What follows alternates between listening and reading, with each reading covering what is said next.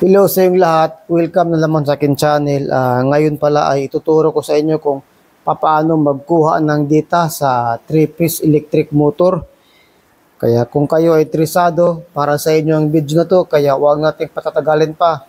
Sisimulan natin, pero bago ang lahat, kunting intro muna tayo.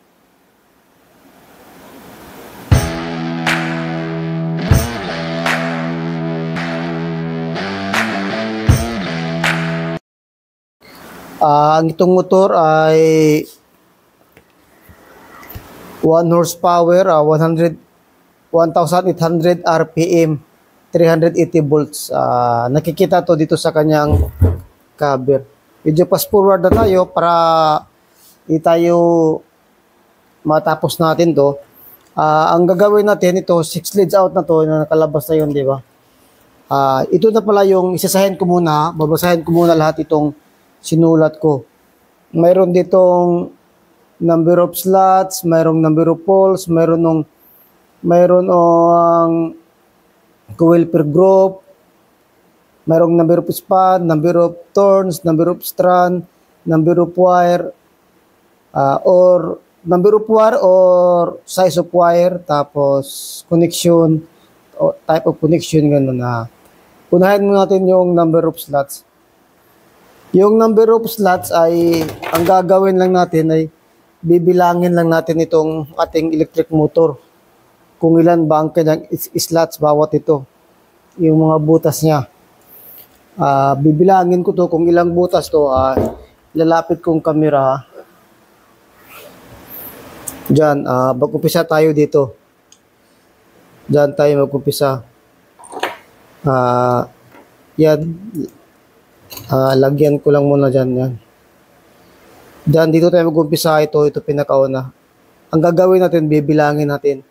1, 2, 3, 4, 5, 6, 7. Ulitin ko, hindi pala nakita sa camera. 1, 2, 3, 4, 5, 6, 7, 8, 9, 10, 11, 12, 13, 14, 15, 16, 17, 18, 19, 20, 21, 22, 23, 24, 25, 26, 27, 28, 29, 30, 31, 32, 33, 34, 35, 36. 36 slots to, kaya isusulat natin dito ang number of slots. Mayroon siyang 36 slots.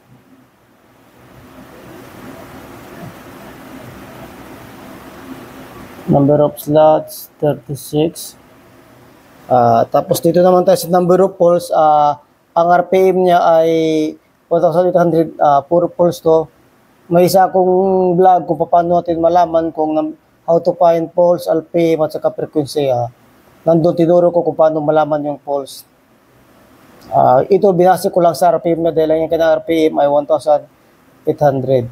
Tapos ito namang number of coil per group, dito lang bali. Isang grupo to, di ba? Yan, makikita nyo yan. Isang grupo yan, di ba? Isang grupo yan, isang grupo.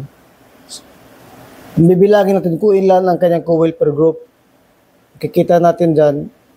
1, 2, 3. I-check natin, mag-check rin tayo sa katabi niyang coil kung parehas lang 3, kasi sa 3-piece kasi mayroon kasing coil per group na single double, may double triple, ganun, may triple quadruple, may 3 and 4 coil per group, ganun. Ang gagawin natin, actually natin ang kanyang motor. 1, 2, 3. Ibig sabihin, 3 coil per group siya all. Kaya isusulat natin dito, 3 coil per group. Tatlo ang kanyang coil per group bawat isang grupo, 3 coil per group siya, bali, no? Nakikita natin dyan, ito yun, no? 1, 2, 3.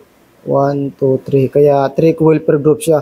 Dapat sa 3-piece, i-check nyo yung kasunod niya kung 3 rin ba? Kasi mayroon kasing 2, 3, 1, 2, 3, 4, 4, 5, ganun. Kaya i-check nyo pag 3 piece.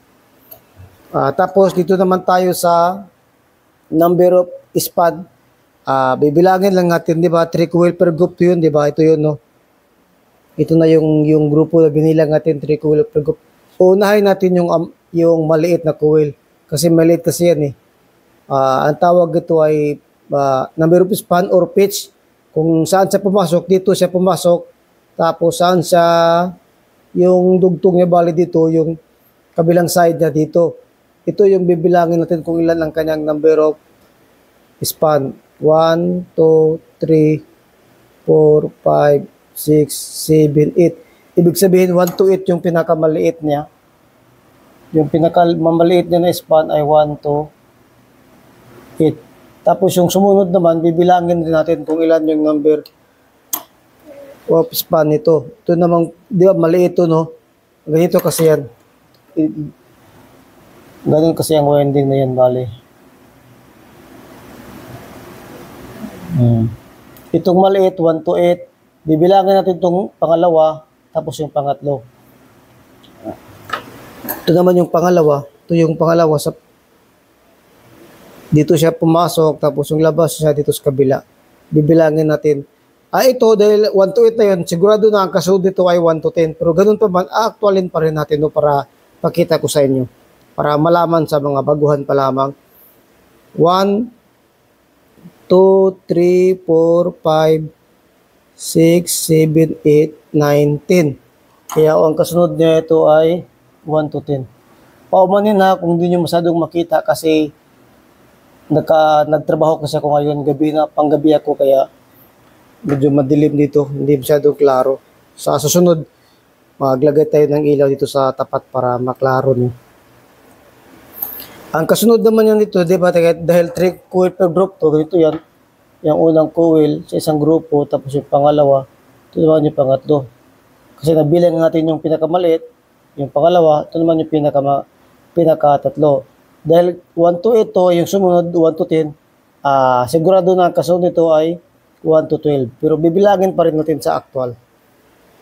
Ito yung pinakamalaki, dito siya nag-start. Tapos kung susundan mo yung coil niya, doon ang bagsak niya.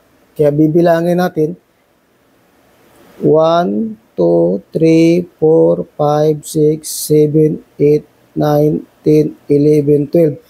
1 to 12. Ang kanyang number of span, 1 to 8, 1 to 10, at saka 1 to 12.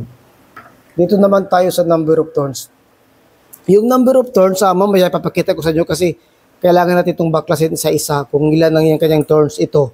Itong pinakamalaki, itong pangalawa, at saka yung pinakamaliit. Walang problema kung saan kayo unang mag-umpisa, pwede sa pinakamaliit, pwede sa pangalawa, at sa pinakamalaki. Basta't itatapat nyo lang, kung magbibilang kayo sa pinakamaliit, yung 1 to 8, 1 to 8 na span, dito nilalagay ko ilan ang kanyang turns. Tapos yung 1 to 10, kung ilan ang turns, yung 1 to 12, kung ilan yung turns. Mamaya, babaklasin ko to, bibilagin ko to actual.